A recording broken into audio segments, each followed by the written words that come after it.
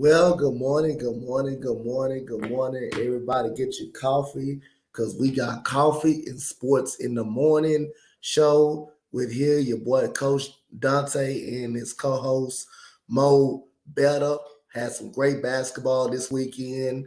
A lot of stuff. Not only that, the NFL draft is coming up in 3 more days. So we're getting geared up for that. But we got some interesting playoff basketball that went down through the weekend. Mo, good morning, man. How you doing this morning? Good morning, Coach. I should be asking you that, man. You basically were working all day. You covered and called. You and Dez called all those games. Like you two brothers was warriors last night. Hey, man, that's what I do, man. That's what I do. That's what I'm here for, man. So, hey, man, I enjoy every second of it, and it's playoff basketball, man. So I gotta get on my P's and Q's about that. So, man. So we gonna recap all the games for you guys this morning, every single game that went down, and also we gonna go over the games today. And Victor Oladipo career may be over. Is his career may be over? Maybe. Dillon Brooks as a villain now. Sacramento Kings. Did they miss their chance of winning this series? Karl-Anthony Towns. Should they trade Karl-Anthony Towns or Gobert? How far can the Knicks go? And then we're going to get into the draft this coming weekend. Aaron Rodgers talks is finally heating up, and 5 players that's suspended from gambling. But we're going to get into the slate of games this weekend that happened over the weekend. We don't have coffee and sports in the morning on weekends, so we able to go over the games that went down this weekend. So other than that, we got the Atlanta Hawks finally winning the game. They finally won the game 130 to 122 over the Boston Celtics. They finally won Game 5. That was on a Friday. Jason Tatum had 29 points. He blamed himself for the loss against the Atlanta Hawks. You had Grant Williams putting up 14, Brogdon putting up 17 in that game. Marcus Smart putting up 24, Jaylen Brown putting up only 15. And you had 56% from field from the Atlanta Hawks. You had 15 to 34 3-point shooting for the Atlanta Hawks as well. They out-rebounded Boston by a bunch load on that Friday. They had 11 offensive boards, so they pounded Boston on the boards as well. So seemed like the Atlanta Hawks took over the game, man. They out-rebounded Boston. They were more physical on Friday than Boston. John Collins hadn't been showed up in the series yet. Trey Young had 32 points. Murray had 25. Every game in this series, Murray had over 20 points in this game. Jalen Johnson chipped in. Mo, what you think about that game on Friday? And the Hawks win. I think Atlanta played faster. I think they have a certain way that they can play versus the Celtics that can be effective, and they just played faster. They played with more energy on defense. They showed a lot of pride. I actually had a feeling that this could end up being a sweep prior to what happened on Friday, and give the Hawks a lot of credit. Give Quinn Snyder a lot of credit. He made a lot of changes. I like the way that he hid some of the double teams that he threw at Tatum, some of the different looks that he threw at Brown. Like they had the Celtics off balance, and I like Trae Young, DeJounte Murray were at their very best. They also got some help from Bogdanovich. Like this looked like the Atlanta team in a lot of ways from a couple of years ago. So they played really well. They won that. The Celtics didn't lose that. The Hawks won that. Yeah, this is one of the games the Hawks did win right here. I like the pace that they played with in this game. They fought it. They started to look like the team that I was interested in seeing. Well, when they first got DeJounte Murray, but again,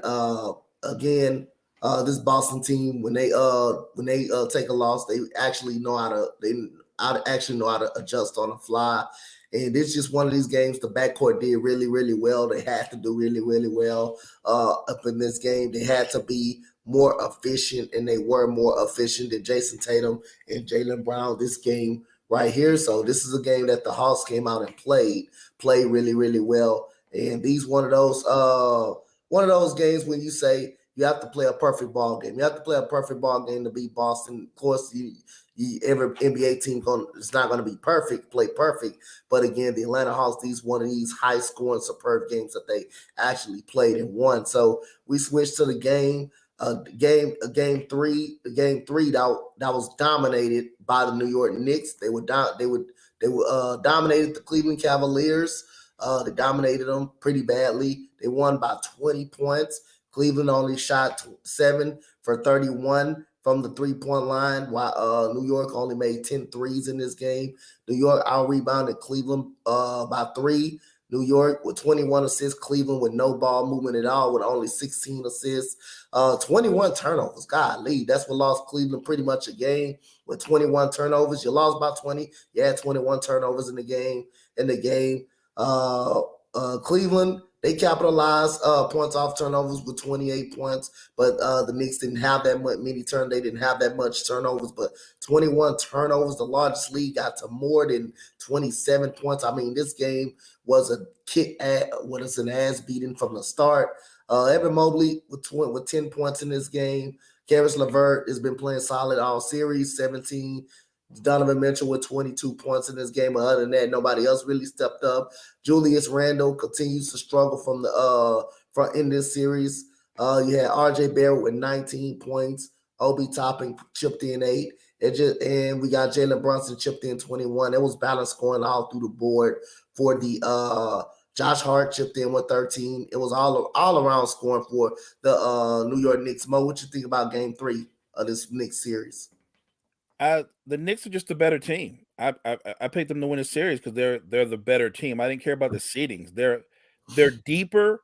They're just a better all around team. When you look at how the Cavs are constructed, what they do by starting the two bigs in the regular season, you probably can get away with that. In the postseason, when the floor shrinks and there's a lot more hard doubling on your top players, I think they have spacing issues because you have Allen and Mobley on the floor, and they're both zero range players. So it's not that Mobley's not talented, it's that he doesn't really shoot from range. Allen is an old school kind of center. I really think that causes spacing issues, and the Knicks are hard doubling because they're not afraid of what those bigs can do. They're asking Donovan Mitchell and Darius Garland to do an awful lot. Even though Karis LeVert has played well, at times on offense, it looks like Cleveland's playing 3 against 5, and it's just been a struggle. I thought coming into the series, Donovan Mitchell, the most talented, the most explosive player, but I thought Jalen Brunson as a player is as good a player as Donovan Mitchell, and he's been as good a player. Actually, he's been better than Donovan Mitchell in this series. So I'm not surprised with the results. I'm just surprised that Bickerstaff hasn't made any adjustments yet to his roster. Facts. On this one, Denver Nuggets goes up 0-3 in the series. The Denver Nuggets had a little fourth quarter run right there. Had a little third and fourth quarter run. But on this one, 32 assists by the Denver Nuggets. They made 13 threes. Minnesota only made 10. Denver out-rebounded Minnesota 40-32 in this game. They both teams had 8 steals. Minnesota had 12. 13 turnovers, and Denver had 15 turnovers. Points in the paint, Denver 8 in the paint, 60 points in the paint. You got a big man, and you got a guy named Mr. No Show that don't show up. He didn't show, and he damn sure didn't show up in the fourth quarter of this game. He was non-existent in the fourth quarter. Again, when you need him to be. Aaron Gordon was huge, 14 points. Michael Porter Jr. was definitely huge, 25 points. Jokic had another triple-double, 20, 12, and 11. Jamal Murray had 18 points. Caldwell Pope had 14. Balance scoring across the board. You had Bruce Brown, who I actually like, man. He had 12 points in this game. Gobert had 18. Karl Anthony Towns had 27, but he had nothing in the fourth quarter. Mike Conley chipped in 12.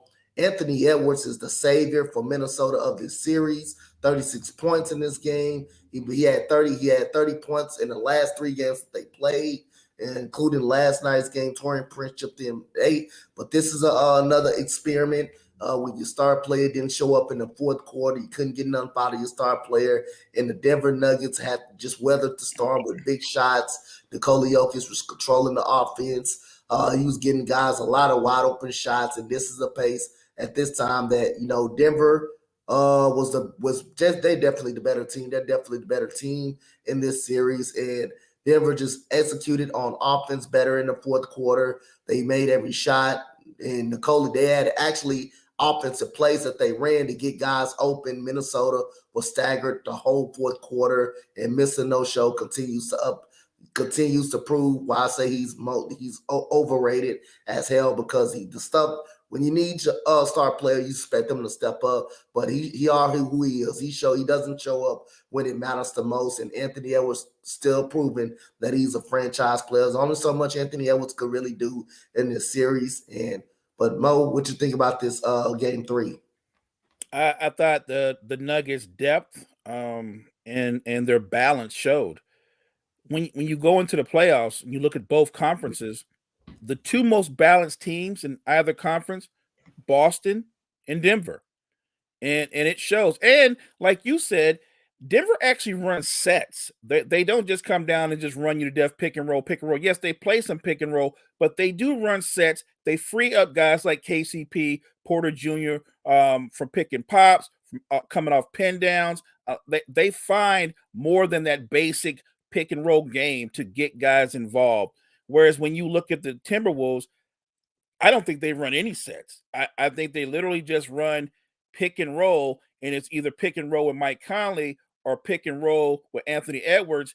And what Denver's done well is, at least to slow Edwards down, is they're trapping every pick and roll because they know he'll make the right basketball play. But I'm not afraid of Rudy Gobert 15 feet from the basket. I'm not afraid of Karl Anthony Towns 15 feet from the basket.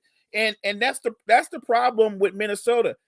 You got to let go of that. That playing those 2 guys together, it doesn't work consistently. It just doesn't work. They have spacing issues. Their transition defense is amongst the worst in the league. I'm not surprised that Denver won that game. I am surprised that the Timberwolves showed some fight in that game, but this is one of those series where it's not about who's going to win. It's just about when Denver's going to win. Yep. I mean, like I say again, you're at home. You don't want to get swept at home. You're gonna come out with a lot of more fight. You're gonna come out with a lot of more fight, especially in front of your home fans. It wouldn't surprise me if they fought really that hard like that. But this is the case. I mean, again, Denver is just a better overall team. That's just all it is. They're just all it is. And when you don't want to get embarrassed on your home floor in front of your own fans, you never want to say, "Hey, man, I don't want my season ended on my home floor. If my season gonna end, it's gonna end on the road. It's gonna be ended on the road." So other than that, we have the Sixers. This is the first team they got the sweep. They got their team up out of there early in the series. Sixers get that rest. They're waiting on the winner of Boston and Atlanta, which is going to be Boston pretty much now that they're going home up 3-1. But the Sixers 96 to 88, pretty much.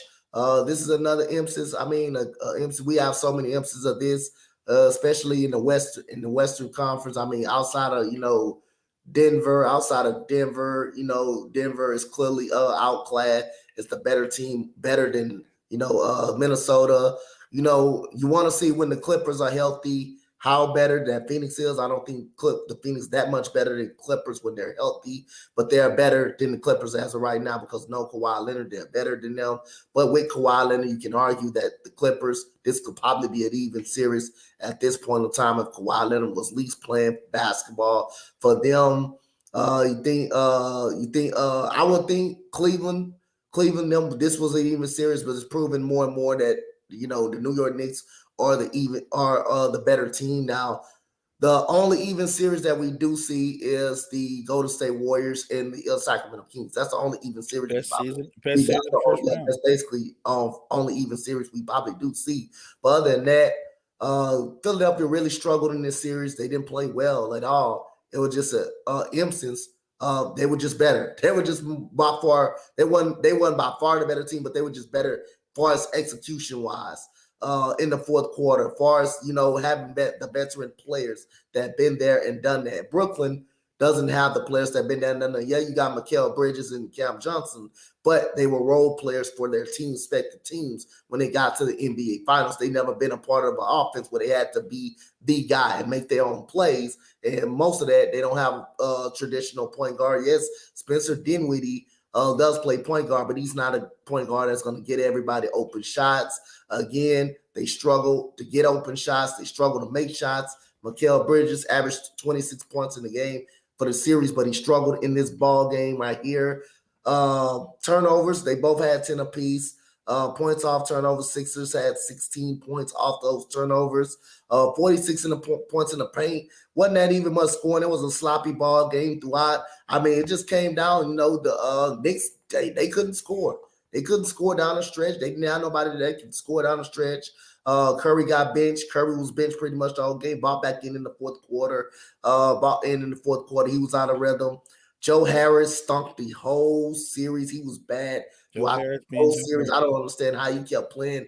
Coach Jacques Vaughn kept playing him at all. You rarely played Cam Thomas, who was lighting up in the regular season. Those are the coach's decision that you kind of have to make. He didn't make those decisions. And, Jacques Vaughn just never adjusted who was effective, who was disaffective on the floor. I believe that's part of being a first year head coach of this team. You got to be able to adjust. You got to know who's playing well, who's not playing well. Joe Harris was not playing great basketball at all. So again, this is just one of these series that, they were slightly better. And Philadelphia just made all the right plays. Tobias Harris great in the series. James Harden struggled 4 for 18, but Tobias Harris, Tyrese Maxey, Paul Reed, guys like that, PJ Tucker, who got you second chance opportunities constantly. That's what won them the game. So, Mo, what you think about this sweep for the Sixers? Philly is the better team. They showed it. Give them credit for taking care of business. I don't think they played their best basketball, but they played good enough, took care of business. And look, if it helps show you that there's value in getting Tobias Harris more involved in the offense going forward, you're going to need Tobias Harris in the next series. You're going to need Tyrese Maxey. So those guys played great this series. I thought they were Sixers' two most consistent players. When you look at Brooklyn, I give Jacques Vaughn credit for this. He tried every possible lineup he could to try to generate offense and free up guys. They just I looked at Brooklyn and guys just didn't really have defined roles. Philly did a really good job at running guys at Bridges. I think Bridges was off balance. He's not used to, remember, he's a primary now. He's a primary guy. I don't think he didn't handle double teams well at all. He struggled with that. So I thought Doc made a good adjustment doing that. He did enough. The Sixers did enough. I think Philly will elevate their game going into the next rounds. Maybe it's one of them things where they played down to their competition because no one doubted they would beat Brooklyn. We actually thought Brooklyn had a chance maybe to pull out a game, but give Philly credit. They, even when it was ugly, they made the right basketball plays late. I'll say this, though. As good as Maxey's playing, as well as Tobias Harris is playing, in the next round, presumably versus the Celtics, you're going to need a better James Harden. You're going to need a better and a healthy Joel Embiid.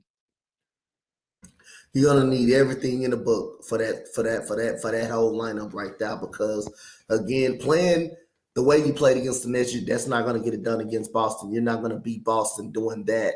And like I said, I just think you just did what you had to do to beat Brooklyn team. That didn't really have a traditional point guard. They didn't really have much outside of Cam Johnson and Bridges and Claxton. He didn't have really much. And it was good for Brooklyn to be in the playoffs pretty much because again, Jacque Vaughn was hired as a head coach after Steve Nash was fired. They traded everybody away. And they had a solid start to the season, solid end of the season. So let's see what happens in the future with the Brooklyn Nets. But watch out for those Nets. Yep. Sixers will be playing pretty much. We assuming it's going to be Boston in that second round matchup. And we already know how Boston, the history of Philadelphia and Boston, how that ended every single time they end up meeting up in the playoffs. We already know how that story kind of ended. But other than that, we go to game 4 of the Phoenix Suns versus the Clippers. Phoenix Suns outlast the Clippers in this game. They outlast the Clippers. 31 points for Kevin Durant, 11 rebounds, 6 assists. Devin Booker, 30 points. Chris Paul had a big 19 points, had a big old fourth quarter in that quarter. He woke up in the fourth quarter. DeAndre Ayton, 15 and 13. Torrey Craig didn't make a 3, but he was efficient from the field. Again, he's been one of these efficient gods from Phoenix from the field. 8 points, 4 of 7 from the field again. The whole starting five just putting it on. You got Okogie with 6 points, and you had Bismack Biyombo with 3. So other than that rounds out the scoring pretty much for the Phoenix Suns. Now for the Clippers side, Russell Westbrook, a phenomenal basketball game, 37 points, 6 rebounds, and 4 assists. Did all he could. Eric Gordon had 10. Norman Powell struggled really, really bad in this game. You had Terrence Mann with 13, and you had Bones Highland. With 5. But other than that, again, no Kawhi Leonard, no Paul George. Continues to show in the series. And the starting 5 continues to show their overpowering skills against the Clippers. And they also out-rebounded the Clippers by 16. They also jumped them on the boards. They moved the ball around a lot. 25 assists, that's pretty good. Phoenix had a lot of sloppy basketball play, 18 turnovers. That's what you get when you have those type of stars on your team. That's what you get. You're going to get a lot of sloppy and careless turnovers. But again, another game with a starting 5, kind of beat it up on the Clippers all game long. So, Mo, what you taking out of this game? Look, Phoenix is a tough cover if you're 100%. If you've got all your guys, they're going to be a tough cover, especially with that starting 5. Before we got into the playoffs, we had this big debate with some of the other crew from Sports Empire Network, and the talk was, did Phoenix have enough on the bench? We said no. I still don't think they have a lot on the bench. I don't think that's changed. But to their starters' credit, if you're going to get 30, 20, and right now, like you said, Torrey Craig might be the best, not the best player, but the best shooter in the playoffs because he's going to get all those open looks. When you double KD, when they swing the ball, the guy that's going to be open 9 times out of 10 will be Torrey Craig, and he is knocking down those shots. So I'm not surprised they're beating the Clippers in light of the Clippers have been devastated. I mean, coming into the playoffs, no PG. I thought, okay, this still could be a series. It's Kawhi Leonard. I picked the Suns to win the series because I thought just Kawhi, but I thought it would be a good series still. I thought it could go, you know what I mean? Like, I thought it was going to be tight. Yep. And look at how well Kawhi played. Like 34 points a game, 6 rebounds, 6 assists. So he was great. And then he goes down with a sprained knee. Now you're asking guys like Norman Powell to step up. He did play well. I believe it was game 3, but he was 42. Great. Yeah. And I thought that might have unlocked him. He came back to a game and he struggled. And they just don't have the firepower to keep up with the Suns. The Suns are making this about offense, and the bottom line is the Clippers don't have enough firepower to keep up with them. Russell Westbrook, nobody's talking about this other than you. He was amazing. He gave them everything he had, a great game, but nobody else on that Clipper team kind of stepped up to the table and helped him. And Russ can only do so much. So barring Kawhi Leonard coming back, and I haven't heard anything like that, I think the Suns are going to take this back to Phoenix and they're going to end this series. Yeah, they definitely going to end this series. I mean, the overpowering starting five against the rest of the Clippers. Hey, that's out, and nobody else stepping up pretty much like that. But you got your two stars. They're pretty much out. They're pretty much out. I mean, it's a wash from right there. But other than that, we'll see what's happened in game number 5. Game number 3, we had a total ass kicking, which is the Miami Heat.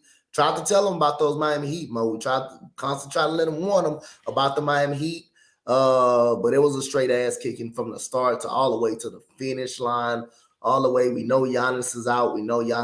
But also we do know how Milwaukee can respond without Giannis too. They're one of the best teams in the league of playing without their star player. Of course, they're gonna need him to win a championship. They're gonna definitely need him.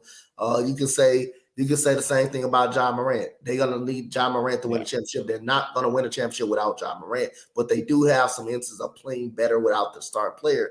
And the Milwaukee Bucks played better pretty much a whole season. Not a whole season, but half of the season without Giannis, and they proved they can win games. But other than that, this was a dominating fashion victory, 121-99. The Miami Heat, 16 3-pointers in the game.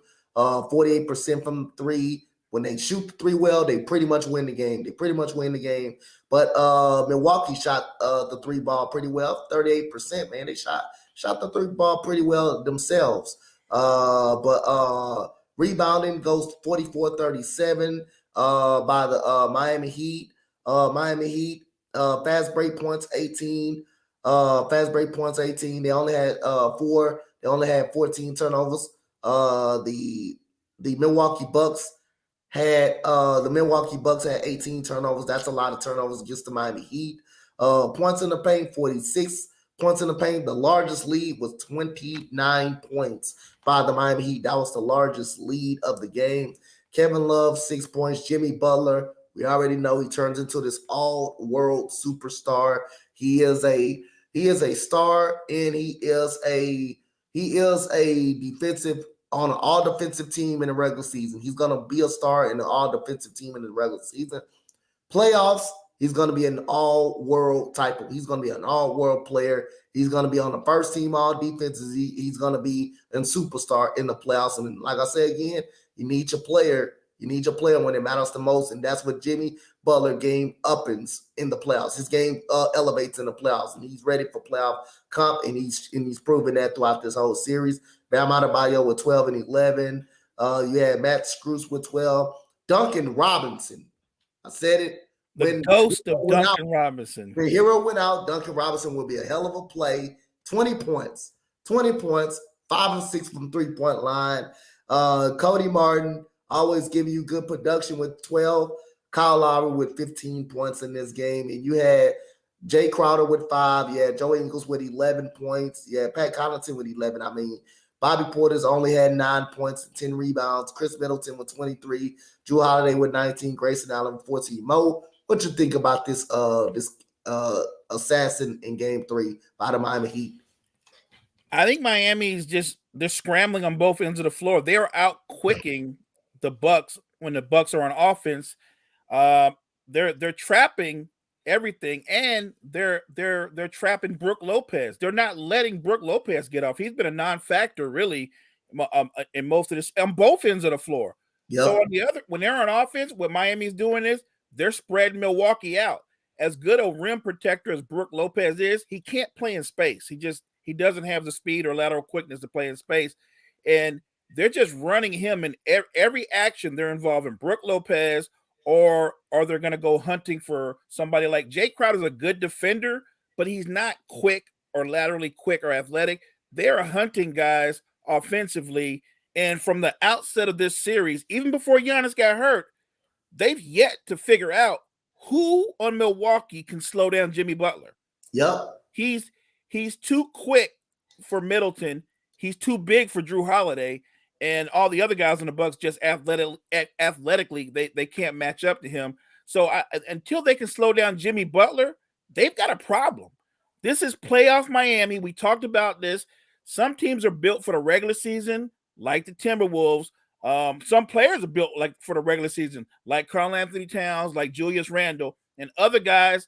They elevate themselves and their teammates like Jimmy Butler. Yep. We're not, you and I and anybody that's ever watched the Heat or especially Jimmy Butler, I'm not surprised at all at what he's doing.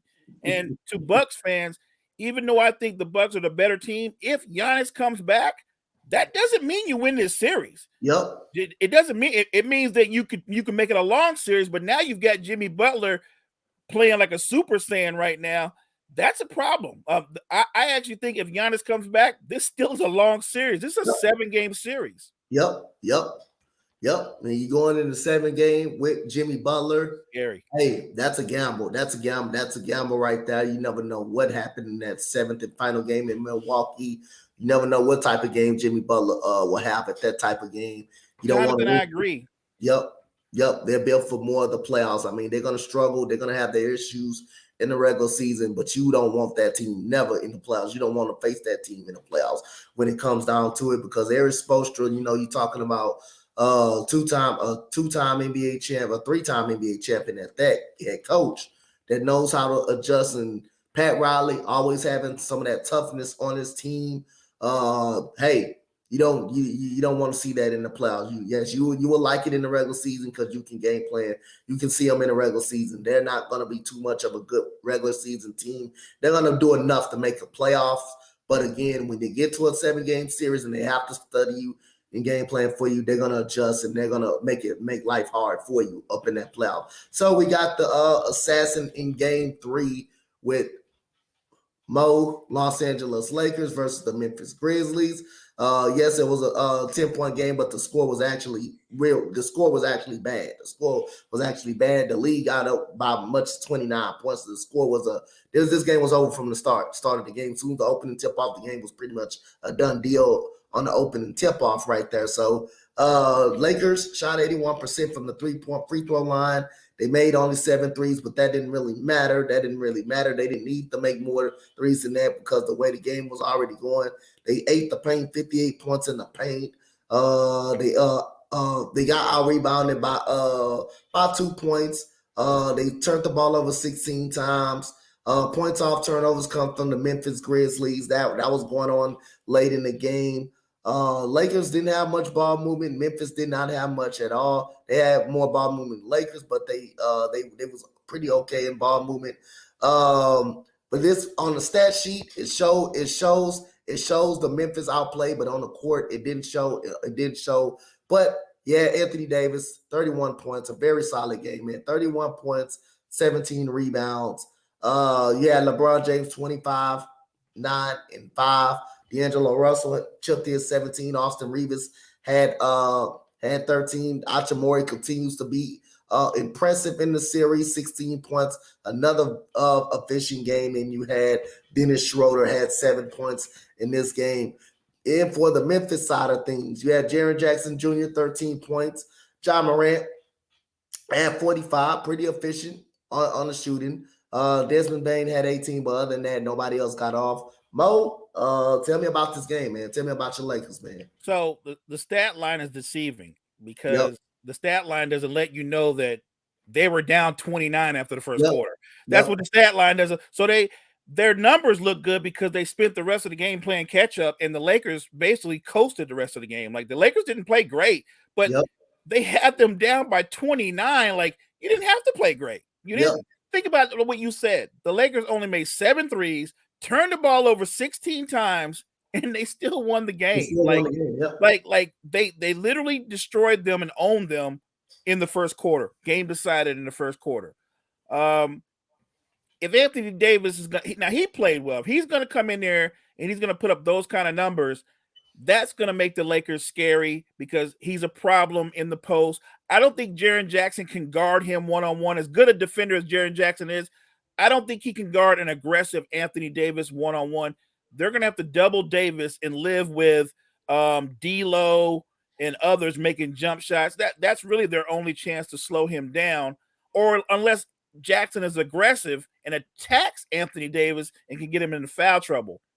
Look, the best part of the game, just as a fan, not that the Lakers won, that's great, but the best part was watching John Morant score 22 points, 22 straight points in the third. That was impressive. That was impressive. Mind you, he's not 100%, but that was impressive.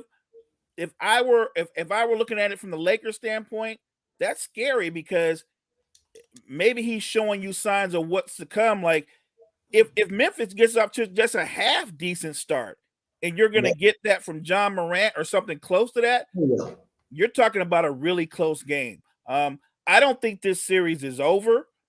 I feel a lot like this series, Coach, the way I feel about the Golden State series. I feel whoever wins the next game wins the series. Yep. And Jury said the game was pretty much over. Yeah, it was over from the start, from the open. No doubt. It was over from the open to tip. It was just like I said again, the Memphis Grizzlies played catch up throughout the whole game. It was just like after the first quarter, it was pretty much a scrimmage. After that game, it was pretty much a scrimmage basketball game. Pretty much after that, John Morant, stayed in now, got a little bit of a rhythm. I mean, for the Lakers, that's not good going into game 4. Pretty much, you don't want him to get his feet started going. You don't want him to start turning into this all-world superstar because we already know.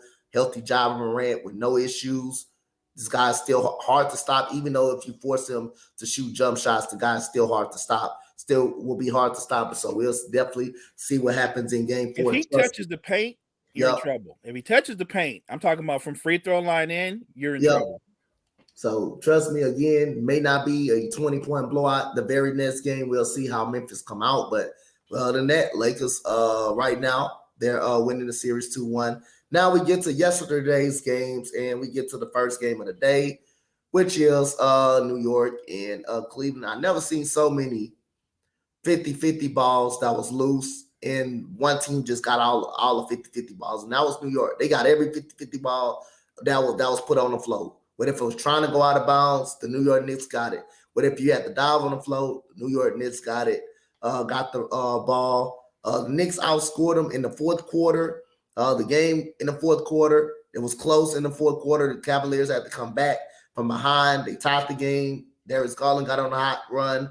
But then the fourth quarter happened, and New York Knicks just started getting every loose ball. They just started getting everything. Every loose ball, made every clutch shot down the stretch.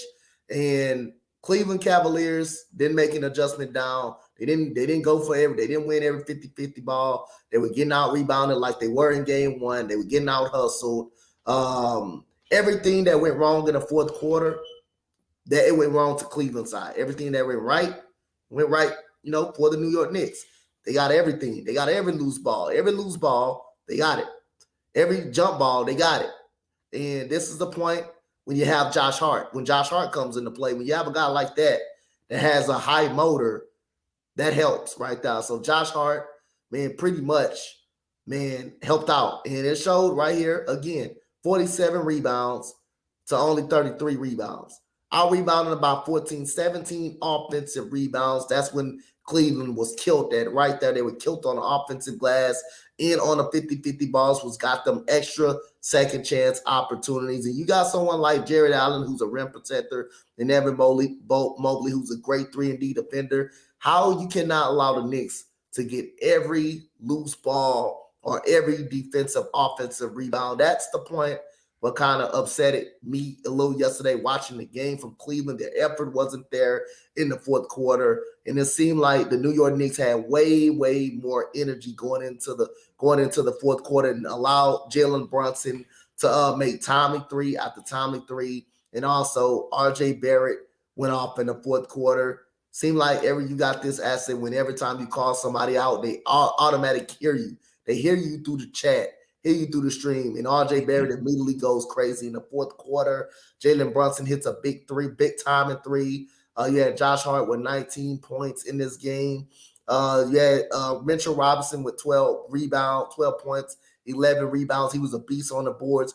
Julius Randle was benched on the fourth quarter, as he should have been benched in the fourth quarter for his performance. If you don't play hard, if you don't want to play hard, if you want to shoot all these goddamn threes, put somebody get somebody on the bench that will perform and that will play basketball. Julius Randle was benched and he deserved to be benched. Isaiah Hartenstein, hey, he only had 1 point, but guess what? He had 3 devastating blocks, 8 rebounds. He had 8 rebounds, and he played some hell of a defense in this game. Donovan Mitchell pretty much struggled throughout this whole game, pretty much. Darius Garland was great in the third quarter. Jared Allen, 14 points, and you got Evan Mobley, 12 points and 7 rebounds, but that's wasn't the case. It's just the fact New York got every 50-50 ball. They got every offensive rebound. They were diving on the floor for loose balls. And Cleveland showed pretty much, when you're not doing that, you're pretty much showing a lack of effort to me. When you're not getting on the floor, when you're not getting the offensive rebound, when it's a loose ball, and the New York Knicks comes away with every loose ball like this, and that they did in the fourth quarter, that's a lack of effort right there. That's a team that don't want to fight. That's a team that don't want to win. But other than that, Mo, what you think about this game? I think you called it, Coach. They outworked them. They came, they fed off that crowd. They outworked them, but I loved the energy that they got from Hartenstein and Josh Hart. I thought they triggered their defense in the first half when they built up the lead, and again in the second half when Darius Garland went on that run. I thought Cleveland made a really good adjustment by setting multiple screens and then freeing up Darius Garland to where he could catch and attack quickly. And it worked. It got him started. I thought Thibodeau made a good timeout and he made a good adjustment because the first thing he did, take out Julius Randle. He was hurting you on offense and he wasn't guarding anybody on defense. They took out Randle. They immediately got better floor spacing. They immediately got a lot better on defense. That was Tom Thibodeau's boldest and best move as a coach, taking Julius Randle out the game. And I know he's their leading scorer. He's probably going to be third all NBA or something like that. But at the end of the day, he was hurting the team on both ends of the floor. They were energized once he went to the bench. So the Knicks just out where I was disappointed most in Donovan Mitchell, because it's okay to have a bad shooting night. Great players have bad shooting nights, but he's also, to me, the leader of that team. Like, I thought he quit defensively. I just thought he wasn't competing as hard as the rest of the guys. Your best player, even when he's having a bad shooting night, you just got to keep competing, keep grinding. You can go 9 for 29 from the field, but what if you just put your head down and go to the free throw line or attack the basket and shoot 12 free throws? But if they're going to have a chance to get back into this series, whether he has a good shooting game or not, they're going to have an aggressive Donovan Mitchell. Yep, facts. And then when you play a lineup with Isaac Okoro and Jared Allen, that don't help your floor spacing. You don't have that much floor spacing. You don't have that much floor spacing. So you basically playing 3-on-5 basketball when you have those two guys in the game. So JB Bickerstaff do got to make that adjustment when you do play that line, when you do play Isaac Okoro. Of course, he didn't start because Karis LeVert is the better player in the series. He's giving them great 3-point shooting, but when you do play him on the court with Jared Allen, you got a lack of floor space, and he's open for a reason. And he's open. Everybody gets open for a reason, get game plan for a reason. So other than slashing to the basket, you're going to have to do something about fix that lineup. So we got probably the best game of the day. The best game of the day pretty much outside of the OT game pretty much. But this is by far probably the best game of the day. The 126-125 victory by Golden State. It was a nail biter. The game was close throughout the whole ball game. Action packed throughout the whole ball game.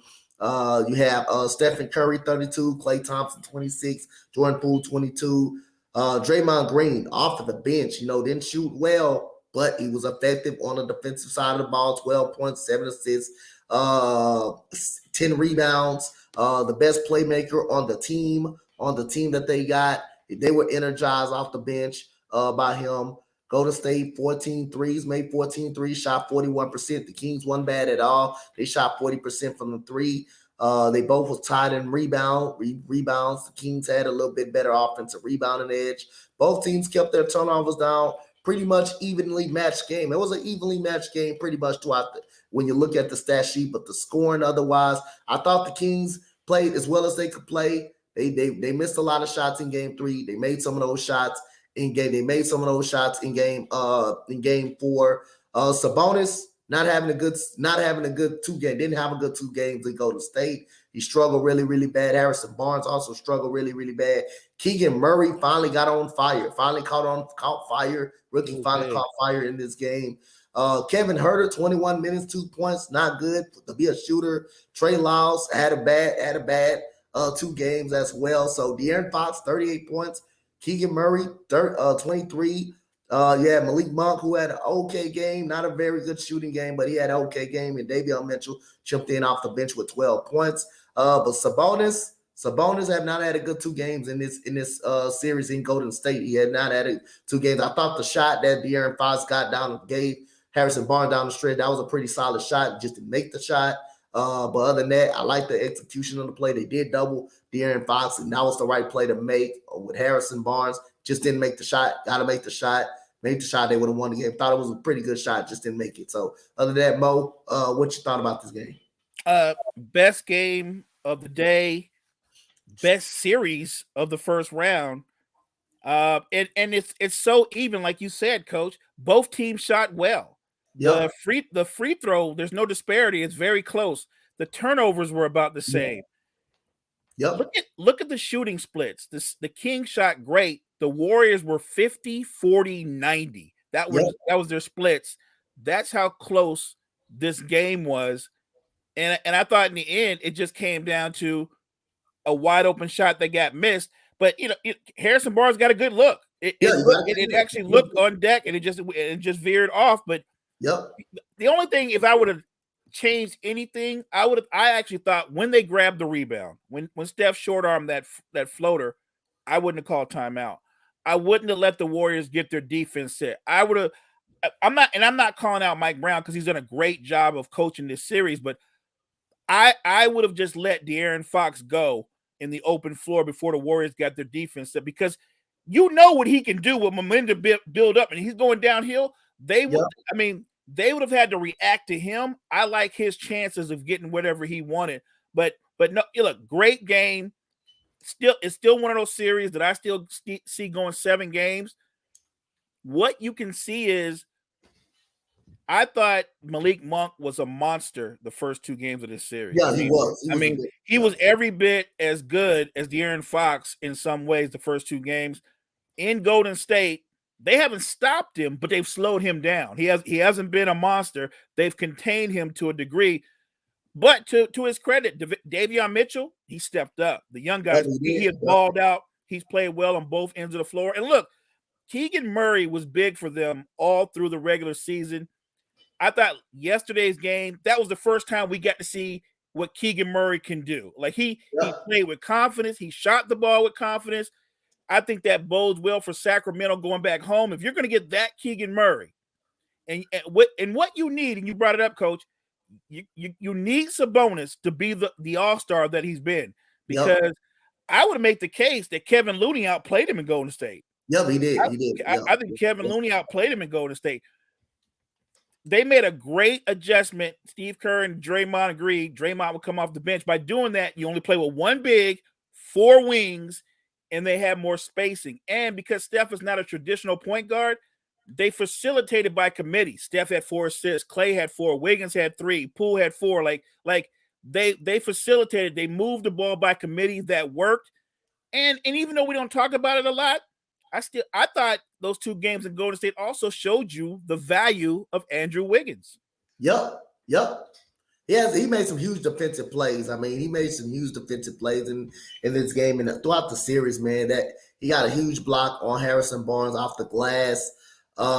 He's been very good, and he's made some tough jump shots too. He's made some tough jump shots we need to make. So other than that, this is an even series. Whether if the Warriors can win a game on the road or not, I still think this is an even series. I still think for the Warriors to win this series, they're gonna have to win that last game and go in Sacramento. They're gonna have to win that last game. Coach, if you're Golden State, you don't want it to come down to Game 7 in Sacramento. Like if you're Golden State, you want to break that glass ceiling the next game. You want to get that one win you need the next game. Like the odds of them winning, I'm not saying it's impossible, but if you've played horrible on the road all year long and you're going to go into a game 7 in Sacramento, that's tough. That's really tough right there. So we got the next game, which is the Atlanta Hawks versus the Celtics. Celtics go up 3-1, 37-point fourth quarter for the Boston Celtics. 129-121. The Boston Celtics out-rebounded the Atlanta Hawks in this game by 7 rebounds. They got hot in the fourth quarter with three-point shooting, 16 threes, 40% from the three-point line. They got to the free throw line. Both teams got to the free throw line pretty much evenly amount of time. Atlanta just made more points in the paint, 56 points in the paint for Boston yesterday. Boston winning the fourth quarter. Jason Tatum, couple of big three-pointers in the fourth quarter. Yeah, 3 3-pointers in the fourth quarter. You had a big game by Marcus Smart, 19 points, including the dunk at the end of the third quarter, including almost a 4-point play to end the half. Derek White has been big in this series, 18 points in this game. Jaylen Brown was just a monster in that third quarter. He was unstoppable in the third quarter. Robert Williams, 13 and 15, just a monstrous game right there. And you have Malcolm Brogdon with 14 points, the sixth man of the year. And again, John Collins giving you nothing. You're still playing him. 1 for 9. You're still playing him. I don't understand why is he not on the bench. DeAndre Hunter was pretty much the best player for the Atlanta Hawks. You know Trae Young. We know Trae Young had 35 and 15, but again, DeAndre Hunter was the best player on the court. Best player on the court from the Atlanta Hawks. He really was. 27 points in this game, 7 rebounds. Trae Young had 35 points, 15 assists, but he had not so great efficiency. DeJounte Murray continues to be consistent. He had 4 threes. He's even getting better shooting a 3-ball, 23 points, 9 rebounds, 6 assists. Kongwu played okay. Sadiq Bey didn't play. He played 21 minutes, 5 points. Got to be better than that. Bogey struggled throughout the whole series. So you had some Hawks struggling throughout the whole series, but John Collins is the weak link for the Atlanta Hawks. 1 for 9. You still playing him. You seeing the guy not being effective. You still out there playing him. But this Jaylen Brown and you had Jason Tatum both step up. This is the first time in playoff history for these two teams, for these two guys they had 31. They had 31. This is their first ever playoff game. They had 31 apiece. So that's pretty nice. But Marcus Smart, Derek White, guys like that. And you had Robert Williams step up for Boston. Mo, what did you see in this game?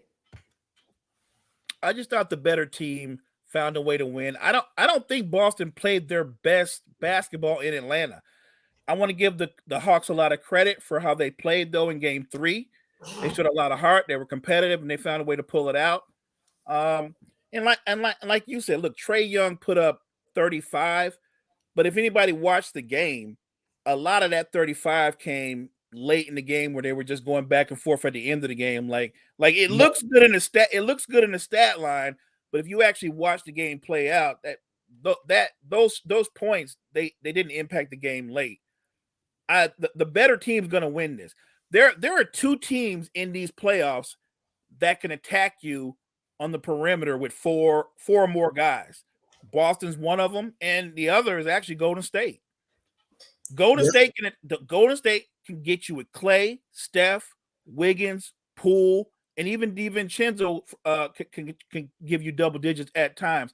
Boston comes at you, Brown, Tatum, Brogdon, White, and Marcus Smart. Like there's no other teams that have that many guys on the perimeter that can attack you in that variety of ways.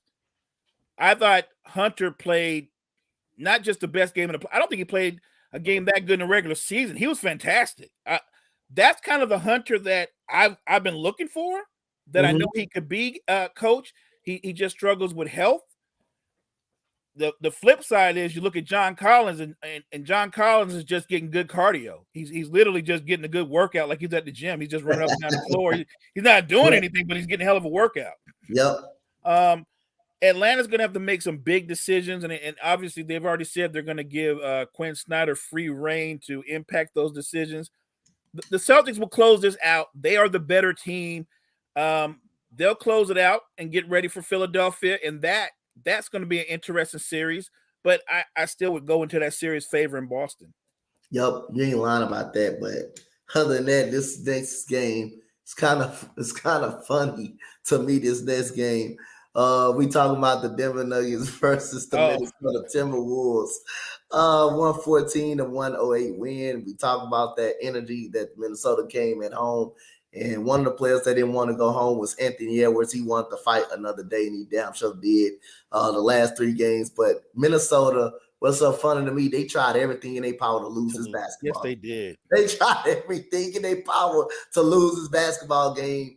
And they tried 2 different times to actually lose the game. They tried to lose the game in overtime. They tried to lose the game in regulation, which they should have done. They should have lost the game in regulation.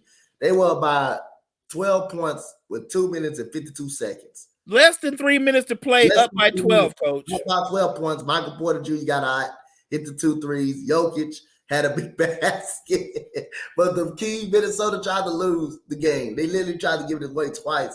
In Denver, just one of those nights where they didn't have it. They didn't have it. Went into overtime. You think they are favored Denver. I said Denver will win the game in overtime. I think that was a chance that Minnesota had a chance. But again, Anthony Edwards continued to bail Minnesota out. Nickeil Alexander-Walker also hit some big threes in that corner. Hit 2 big threes in the corner pretty much in the overtime to make a difference. Then after those 2 big threes, you're thinking, okay, they got momentum. Then here comes timeout.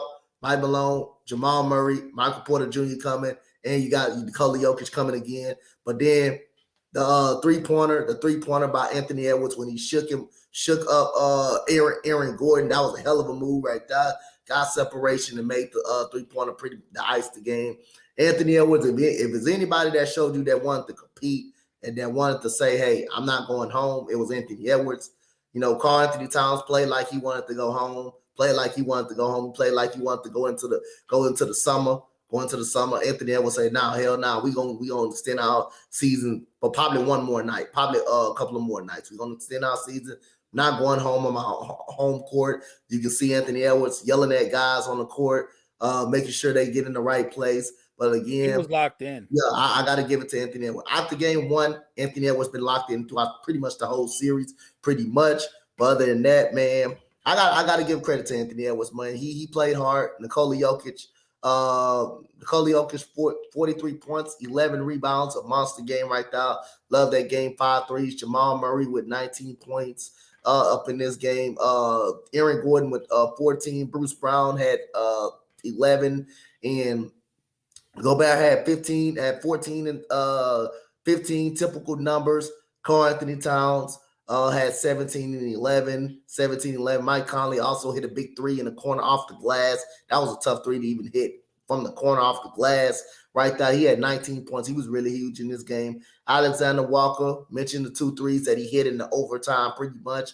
Anthony Edwards, 34 points, 5 of 12. Now, when you get those 5 3-pointers right there, when you get 5 of 12 from the 3-point line, that's not bad. But anytime Anthony Edwards is hitting that jump shot, the paint is going to open up for him to go in. Because now you got to figure out how do you guard him. Do I play up on him or do I back up and let him shoot 3? But the only thing, if he's making it, you're in trouble. If he's making a 3, you're in trouble. So, again, I like when Kyle Anderson, 11 points before he left. But other than that, just one of those off nights that Denver really didn't have. And Minnesota was just energized by the crowd. They wasn't ready to go home. You can kind of expect that when you go home. You don't want to end your season on your home court. If you rather have your season in, you rather have it end in Denver. And Anthony Edwards, he wasn't going for that. So, Mo, what you think about this game? I think you covered everything, Coach. The Timberwolves, they didn't want to go home, but they made enough plays to say we wanted to go home. Karl Anthony Towns seemed like he wanted to stay in Minnesota. He didn't. He was good. Like, we don't need to go back. credit to Anthony Edwards. You're talking about a guy, I could be wrong, but I believe he's still 21 or 22 years old. I mean, about 21, yeah. That young, that poised, and he's surrounded by veteran players who are not nearly as poised. He is the future, not just of that team, but he's one of the young guys of this future of the NBA as well. Terrific game by him. Love how Mike Conley played. Just one of those consummate pros. He played well. You said what you said about Alexander Walker. They left him open for a reason, challenged him to make threes, and he answered the bell and made big threes. Give them credit for not getting swept. That's a pride thing, right? Like you may lose a series, but it is a pride thing, and I give them a lot of credit as a team that they found a way to hold off, which we would all agree it's the inevitable. The Nuggets will win this series, but that was just a big win, maybe just for the pride of that franchise. And going forward for Anthony Edwards, because I can't speak to who else is going to be on that roster, but he will. He'll be there. He wanted to play. He wanted to come out and fight, and that's what he did. He even said in the post-game conference, "Hey, I don't want to go home. I'm not counting us out." But like I say, in reality, we gonna be honest. The series is over, but it's good that he come out and not trying to give up. It's good that he said it because it's letting him know that he's not giving up. He's not trying to give up. He's not ready to go home. He want to keep playing basketball. So other than that, he poised his team to a win. So Victor Oladipo gets hurt again. You know, sad to see him. He used to be a star in the league with the Indiana Pacers. Very good young budding star. He gets hurt. No more the same. What you think about Victor Oladipo? Is his career pretty much? Do you think his career pretty much is over? I'm a fan of his, and I can remember him at his peak. I remember when they matched up against LeBron, and when LeBron was back on the Cavs. I believe that was a 7-game series. And Victor Oladipo was a blur. He was when he was a healthy coach before he got hurt. He had that same burst that De'Aaron Fox has. You couldn't stay in front of him, and before you knew it, he was elevating. And the injuries robbed him of that burst. I actually thought he had kind of revived himself with the Heat, and he looked like he was going to reinvent himself, kind of be maybe not a star anymore, but kind of like in that Ron Harper role, you know, more of a defender, can give you points here and there. And it just was sad to see him get hurt. That's another. I mean, he's had so many devastating setbacks. You wonder at some point, how many of these can you take and come back from? I'm going to say, knowing him and his spirit, that he's going to do everything in his power to get healthy and come back and try to give it a go again. And I'll be rooting for him again. I hope he can come back, reinvent himself, and have a positive finish to his career, the same way Sean Livingston did. After those devastating injuries that changed his career, he came back, reinvented himself. He became a critical piece to a championship team. I think Victor Oladipo can do the same thing. Yeah, I think he could too.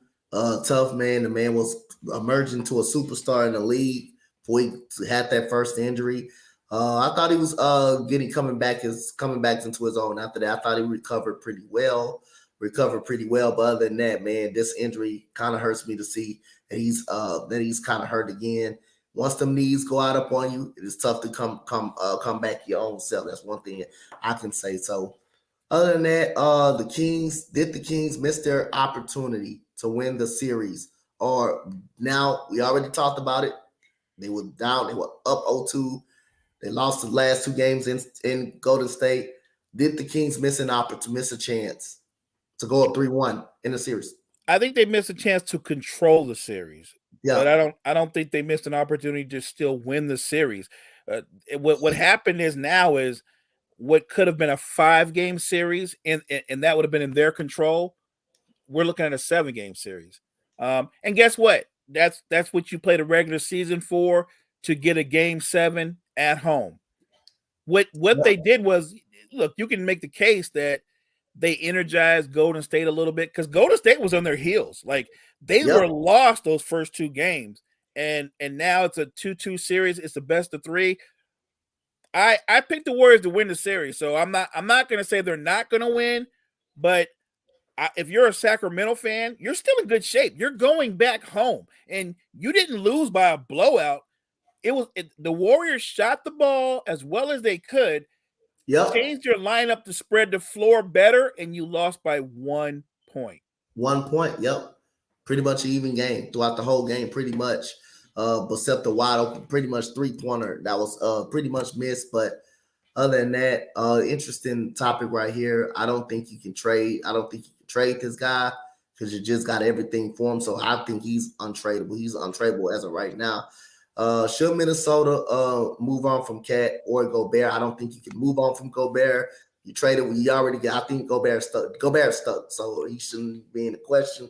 He's stuck. You trade away everybody for him to get him. I think he's stuck, but I think it's a chance you can move on from Cat. Even if you move on from Cat, I still don't think your Rudy Gobert is going to work out. It's going to work out either way. So it'll be kind of tough to make the move.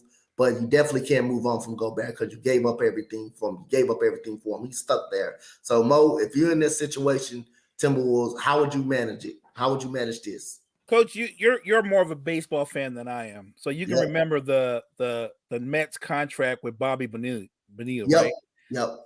So Gobert is basically playing the role of Bobby Bo. He's going to be a Timberwolves for a long time. Yep. You can't give him away. Like you know how you go, well, who do we get in return? If you said we don't want anybody in return, you can't give him away. You're stuck with that. Nobody's bidding for that. Can he help you in a different way? Sure. If you come off a Cat, which you got to come off a Cat anyway, never mind Gobert, just how Cat has played, the lack of leadership, the lack of poise.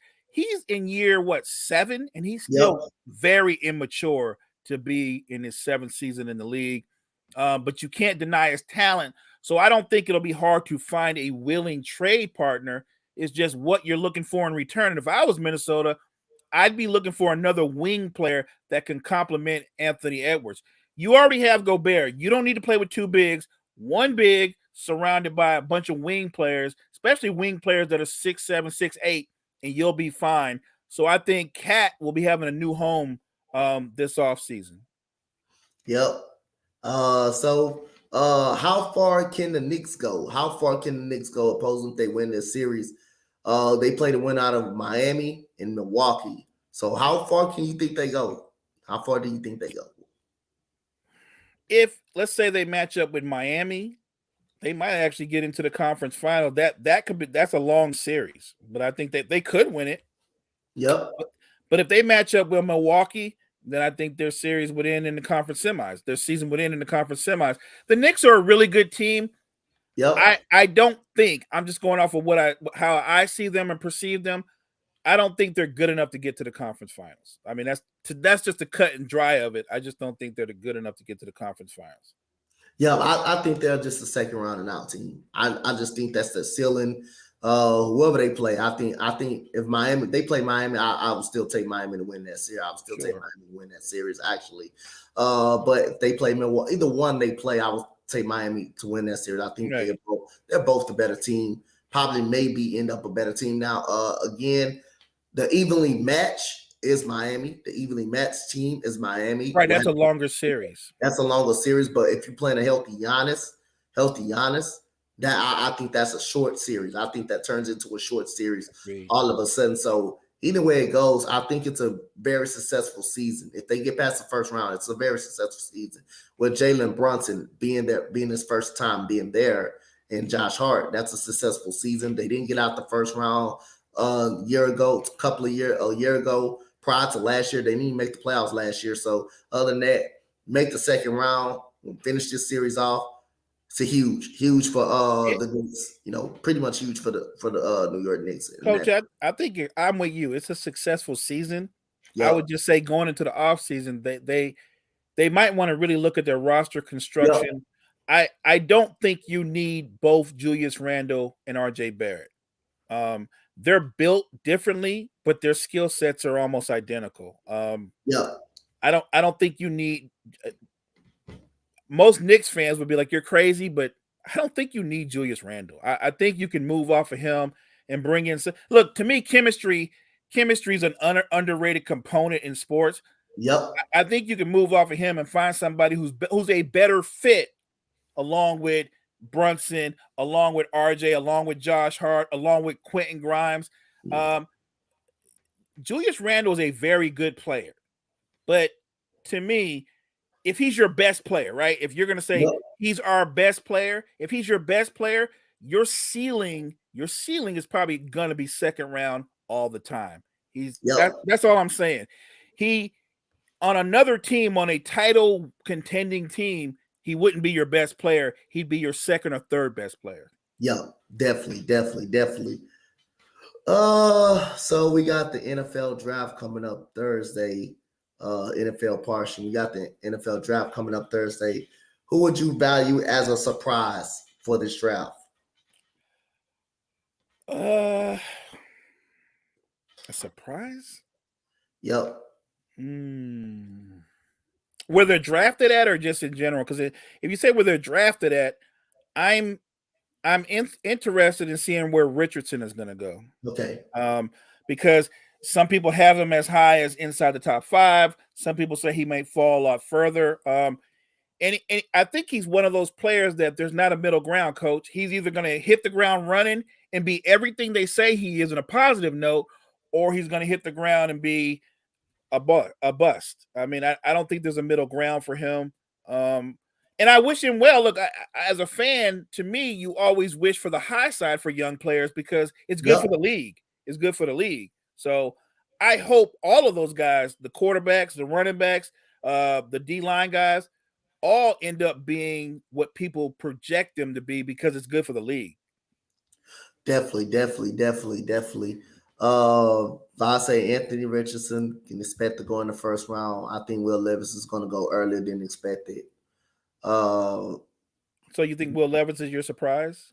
Yeah, I think he's gonna go early. I think he's gonna go earlier than expected. It's up and down. It's up and down between. It's up and down with him. You know, it's chances that he can drop. That he's the one quarterback that can probably drop it, but his chances also he can be picked high. He can be picked high as well. It'll be interesting to see what CJ is was gonna go, because I know it's out there that my Texans may pass up on a quarterback. So it's pretty much out there, but we'll see about that. Also high regarded that the Panthers don't know who they want, obviously, but I think it's Bryce Young. I think they're going to pick Bryce Young, but the draft is going to start at my Houston Texans. Whoever the Texans are going to dictate pretty much what the draft is going to be. But other than that, I think. Do you think there's going to be any draft trades, Coach? Draft night trades? Yeah, I think it's going to be some. I think it's going to be a couple draft night trades in the first round. I think it's going to be a couple draft night trades in the first round, as it always be.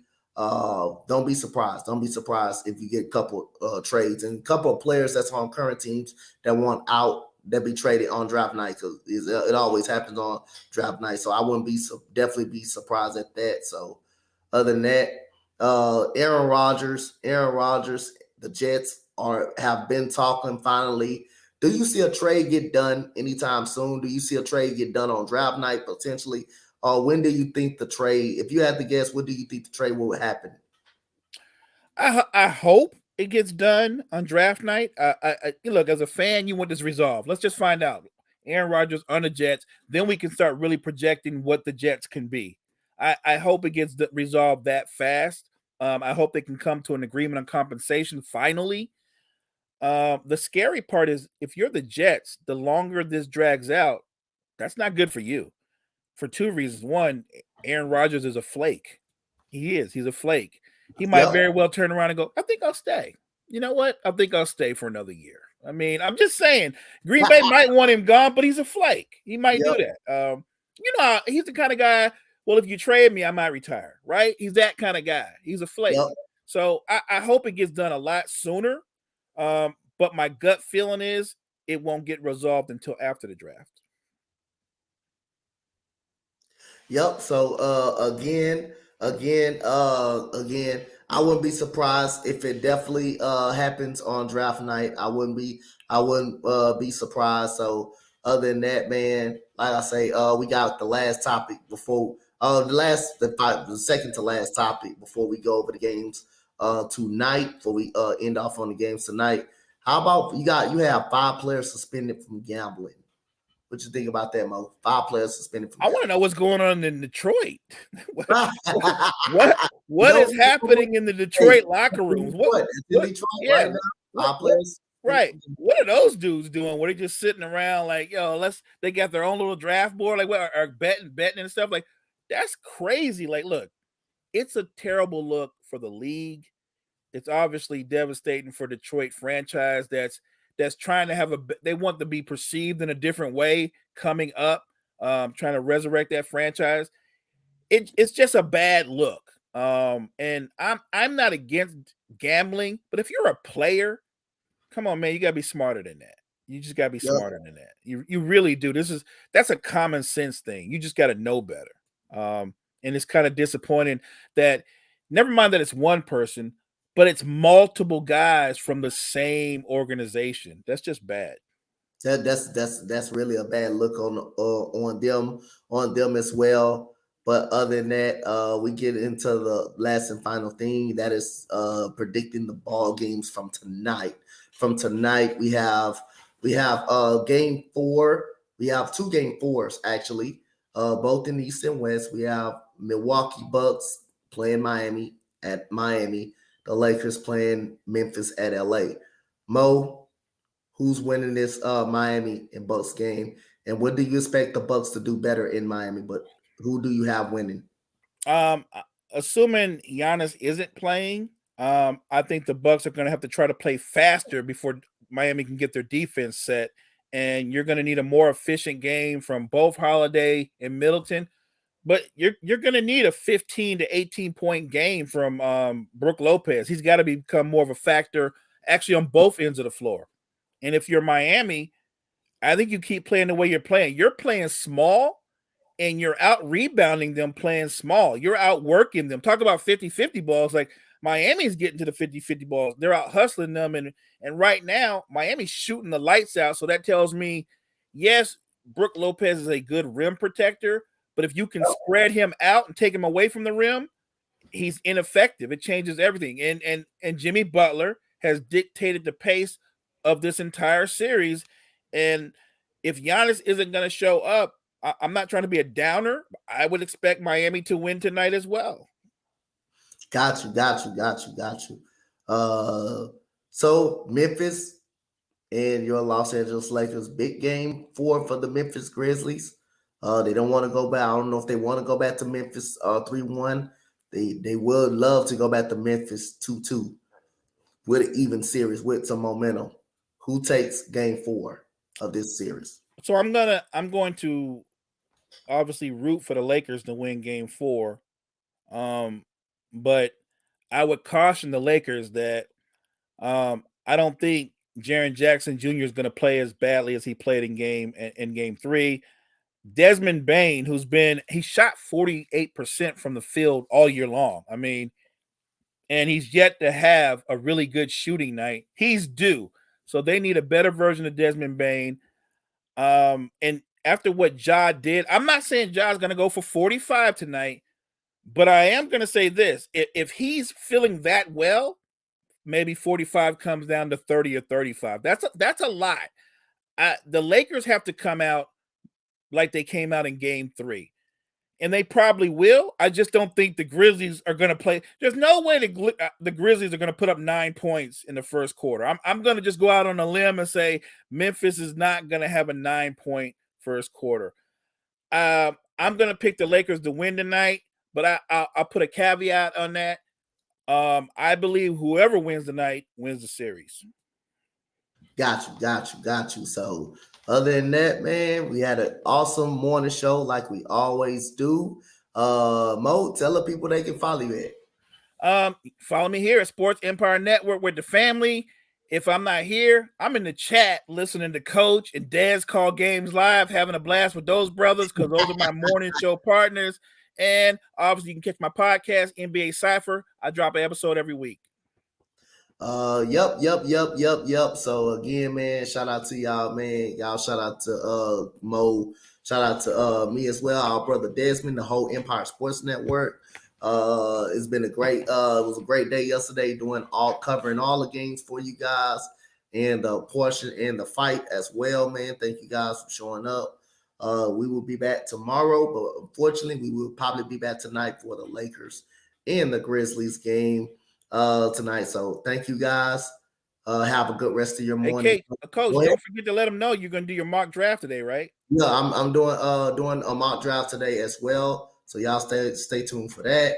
So man, as your boy, Coach Dante, as my boy Mo, have a good rest of your morning, you guys. Peace, everybody.